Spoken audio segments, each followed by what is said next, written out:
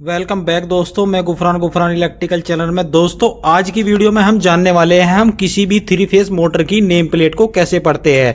दोस्तों जैसे कि आप सब लोग देख सकते हो हमारे सामने एक थ्री फेज की मोटर है और दोस्तों हम इसकी आज नेम प्लेट में जो डिटेल्स लिखी होती है इसके बारे में एक एक के बारे में जानेंगे, आखिर इन सब का क्या मतलब होता है। अगर दोस्तों आप इलेक्ट्रिकल फील्ड से हो, चाहे आप इलेक्ट्रिकल इंटरव्यू देने जा रहे हो, तो आपको इन सब चीज का नॉलेज होना बहुत ही ज्यादा जरूरी है, क्योंकि दोस्तों अक्सर इलेक्ट्रिकल इंटरव्यू में इन सब के बारे में ही पूछा जाता है। तो दोस्तों बिना देर करे फटाफट मैं इसके एक एक पॉइंट को आपको बड़ी बारीकी से समझाने वाला हूं। आज इसके एक एक पॉइंट को हम बड़ी बारीकी से समझेंगे और जानेंगे कि हमको अपनी मोटर पे जो नेम प्लेट लिखी होती है इस पर क्या क्या डिटेल्स दी गई होती है, इससे हम क्या क्या पता लगा सकते हैं। तो दोस्तों बिना देर करे फटाफट एक एक पॉइंट को जान लेते हैं। दोस्तों जैसे कि आप सब लोग देख सकते हो यहाँ पर लिखा हुआ है दोस्तों हमारी मोटर का नाम, यानी कि हमारी मोटर कौन सी कंपनी की है। तो दोस्तों ये मेड बाय जो है एक्सलेम कंपनी की है, यानी कि एक्सलेम कंपनी द्वारा बनाई गई है। और ये थ्री फेज यानी थ्री फेज इंडक्शन मोटर, इसका मतलब ये है दोस्तों। और दोस्तों अब बात आती है इसकी, आखिर ये AMB और 15 डिग्री सेल्सियस दोस्तों ये होता है जो एम्बिएंट टेम्परेचर होता है, ये दर्शाता है ये जो हमारे मोटर की बाइंडिंग का इंसुलेशन है वो मैक्सिमम 50 डिग्री सेल्सियस तक झेल सकता है, यानी कि इतने तापमान तक अगर हमारी मोटर गर्म हो जाती है तो भी हमारी मोटर आराम से रन कर जाएगी। और दोस्तों यहां पर लिखा हुआ है IP55 दोस्तों, IP55 का मतलब होता है, IP का मतलब होता है दोस्तों इन प्रोसेस प्रोटेक्शन, यानी कि जब ये प्रोसेस करेगी, अपना काम करेगी तो इसको क्या क्या प्रोटेक्शन मिलेगी। यानी कि हमारी मोटर ये जो नंबर है दोस्तों इस पे 55 लिखा हुआ है, इन दोनों नंबर का अलग अलग मतलब होता है। तो ये दो नंबर है 5 और 5 दोस्तों, इसमें जो पहला 5 है इसका मतलब होता है ये जो हमारी मोटर है अगर हल्की फुल्की डस्ट जहां पर होती है जिस एरिया में, वहां पे हम इस मोटर को चला सकते हैं। और दोस्तों जो दूसरे 5 का मतलब है, यानी कि इस पे अगर पानी गिरता है, थोड़े एंगल से पानी गिरता है, इस तरफ से हल्का फुल्का पानी गिरता है तो भी हमारी मोटर वहां पे भी ये रन कर जाएगी। और मैं एक चीज और दिखा दूं दोस्तों, ये IP55 लिखा हुआ है क्योंकि अभी हमने मोटर कहां पे लगाई गई है दोस्तों, अगर इस पे IP65 होता यानी कि 6 और 5 होता तो दोस्तों इसको हम जहां पर हमारी ज्यादा डस्ट वाली मशीनें होती है ना, वहां पर जो इस्तेमाल की जाती है वो IP65 वाली मोटर का इस्तेमाल किया जाता है। ज्यादातर जहां पर आपको पंप वगैरह में मोटर देखने को मिलेगी वो IP55 की मिलेगी, यानी कि 5, यानी कि ये हल्की डस्ट और दोस्तों अगर हल्का पानी की जगह है जहां पे हम मोटर से वर्क करा रहे हैं वहां पर भी हमारी मोटर काम करेगी। अगर हल्के एंगल से इसमें पानी भी गिरता है तो भी कोई इफेक्ट नहीं पड़ेगा। वो दोस्तों अब बात आती है इसकी एफिशिएंसी, ये होता है दोस्तों एफिशिएंसी यानी परसेंटेज। इसकी एफिशिएंसी दी गई है परसेंटेज में, यानी इसमें 90 यानी 90.1 है दोस्तों इसका मतलब होता है, यानी कि इसको हम जितनी इलेक्ट्रिसिटी की आवश्यकता है हमारी मोटर को, सपोज करो इसके जितने एम्पियर है हम फुल एम्पियर देते हैं तो ये हमको आउटपुट में केवल उसका 90% ही देगी, यानी कि 10% जो है दोस्तों 10% कम हमको ये एफिशिएंसी देगी। इसको ऐसे समझो दोस्तों जैसे हम इस मशीन को 100% यानी कि जितनी इलेक्ट्रिसिटी चाहिए इतनी इलेक्ट्रिसिटी दे रहे हैं, लेकिन ये हमको 90% वर्क करके देगी। बाकी का जो 10% है वो हो गई दोस्तों इसकी रिएक्टिव पावर, यानी कि रिएक्टिव पावर को भी इसकी सप्लाई चाहिए होती है। अब बात आती है नेक्स्ट पॉइंट पर दोस्तों, ये टाइप्स लिखा हुआ है, यहाँ पर टाइप्स के आगे कुछ नंबर लिखे गए हैं दोस्तों। ये नंबर जो है दोस्तों अगर इसकी आप वेबसाइट पर जाकर देखोगे तो इससे आप इसका मैन्युफैक्चरिंग डेट और ये कौन सी कंपनी में मैन्युफैक्चरिंग हुई है, यानी कि कौन से ईयर में मैन्युफैक्चरिंग हुई है, ये डिटेल्स आप इससे इसकी चेक कर सकते हैं जो ये नंबर दिया गया है टाइप में।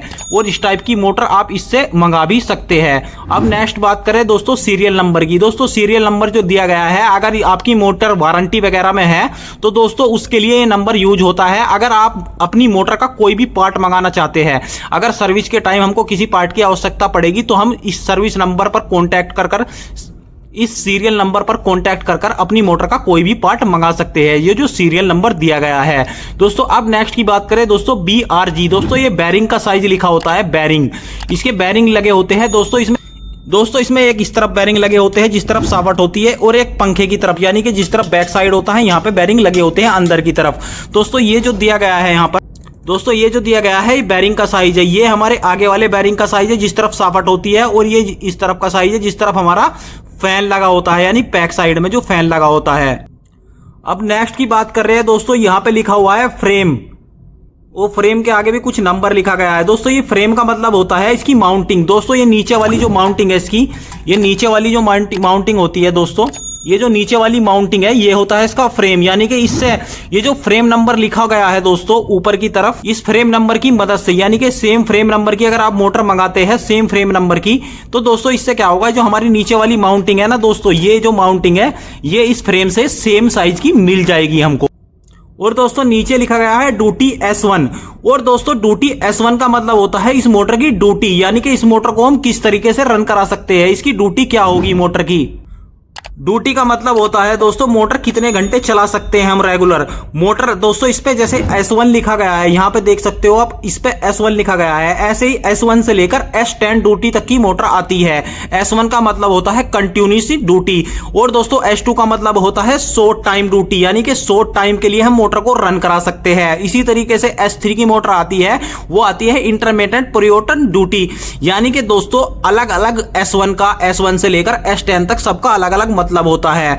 आप किस टाइप की मोटर चाहिए, अगर आप रेगुलर चलाना चाहते हैं कई कई घंटे, 20 घंटे, 15 घंटे, 30 घंटे, तो दोस्तों S1 ड्यूटी की ही मोटर वहां पे कार्य करती है। दोस्तों जैसे आप देख सकते हो हम इस मोटर को लगातार कई कई घंटे चलाते हैं, तो ये हमारी S1 ड्यूटी की मोटर। अब नीचे आते हैं दोस्तों, इस पे लिखा हुआ है HZ। HZ का मतलब आप जानते हैं हज, यानी कि हमारी फ्रीक्वेंसी 15 हज प्लस माइनस 5%, यानी 5% इससे कम ज्यादा हो जाएगी तो भी हमारी मोटर को कोई प्रॉब्लम नहीं है। वैसे भी फ्रीक्वेंसी अगर ज्यादा डाउन हो जाती है तो हमारी मोटर की स्पीड कम हो जाती है फ्रीक्वेंसी, तो दोस्तों इसकी है, यानी कि हम 50 हज पे इसको चला सकते हैं, 15 हज पे। इसमें 5% ऊपर नीचे हो सकता है, नो प्रॉब्लम, कोई प्रॉब्लम नहीं है। यहां बात करें दोस्तों, V लिखा हुआ है और लिखा हुआ है 415, यानी कि 415 वोल्टेज पर ये हमारी मोटर जो है ऑपरेट होगी, प्लस माइनस 10%, इससे ऊपर नीचे हो सकता है 10%, नो प्रॉब्लम, कोई प्रॉब्लम नहीं होगी। और दोस्तों यहां पे लिखा हुआ है किलोवाट, और नीचे दिखाया है इसकी किलोवाट की वैल्यू कितनी है दोस्तों, 7.5 किलोवाट।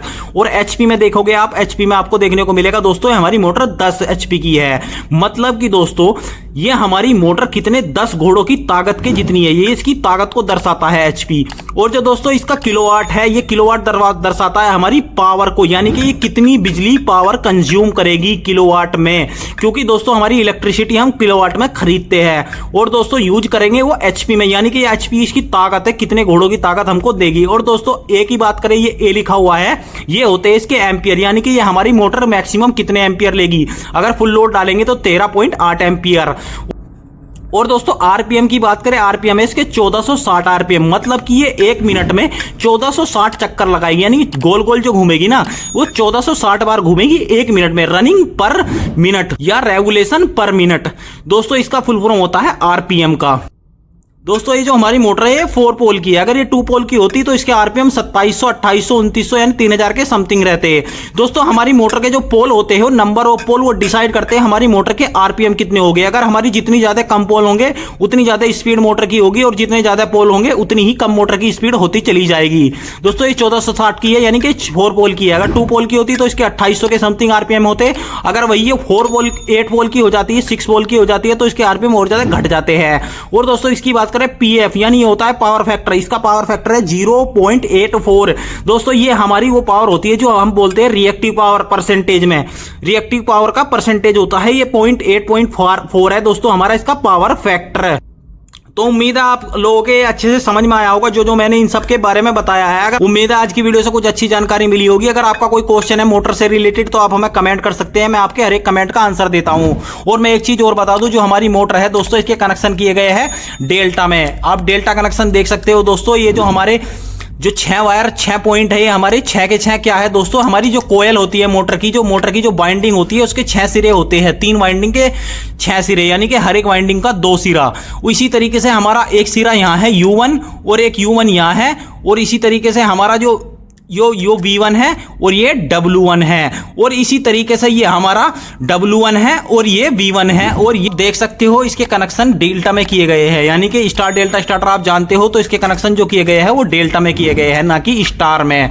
दोस्तों डेल्टा क्या होता है, स्टार क्या होता है, इसके बारे में हमने अलग से वीडियो बना रखी है। वैसे आज की वीडियो से अच्छी जानकारी मिली होगी। वीडियो कैसा लगा प्लीज दोस्तों लाइक करके जरूर बताइए। अगर आप हमारे चैनल पर नए हैं तो अभी चैनल को सब्सक्राइब कर लीजिए। मिलते हैं अगली वीडियो में।